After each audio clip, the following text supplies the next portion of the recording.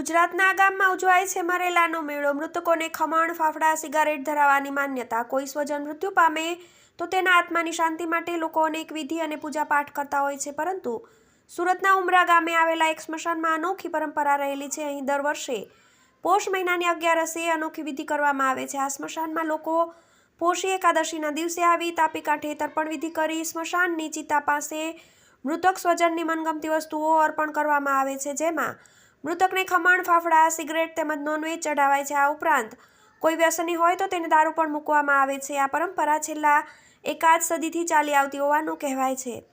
વર્ષોથી એક અનોખી પરંપરા ચાલી આવે છે। સુરતના ઉમરા ગામમાં આવેલા રામનાથ ઘેલા સ્મશાનમાં વર્ષોથી એક અનોખી પરંપરા ચાલી આવે છે। વર્ષોથી અહીં લોકોને વિશેષ આસ્થા જોડાયેલી છે। પરિવારના કોઈ સ્વજનનું મૃત્યુ થયું હોય તો પોષી એકાદશીના દિવસે મૃતકના સ્વજન અહીં તર્પણ વિધિ કરવા માટે આવે છે, જ્યાં ચિતા પાસે સ્વજન દ્વારા મૃતકની મનપસંદ વસ્તુઓ ધરાવે છે। જેમ કે મૃતક બીડી, સિગારેટ, દારૂ કે અન્ય કોઈ વાનગી ખાવાનો શોખીન હોય તો તેના પરિવારજનો સ્મશાનઘાટ જઈને તેની ચિતા પાસે અર્પણ કરે છે। એવું કહેવાય છે કે આ પરંપરા વર્ષોથી ચાલી આવે છે। નોનવેજ અને દારૂ પણ ચડાવવામાં આવે છે।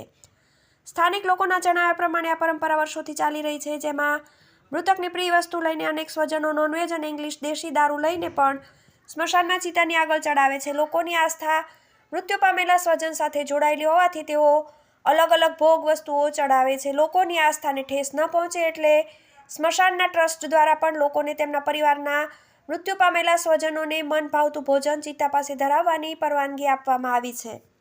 ટીવી18 ન્યૂઝ, સુરત।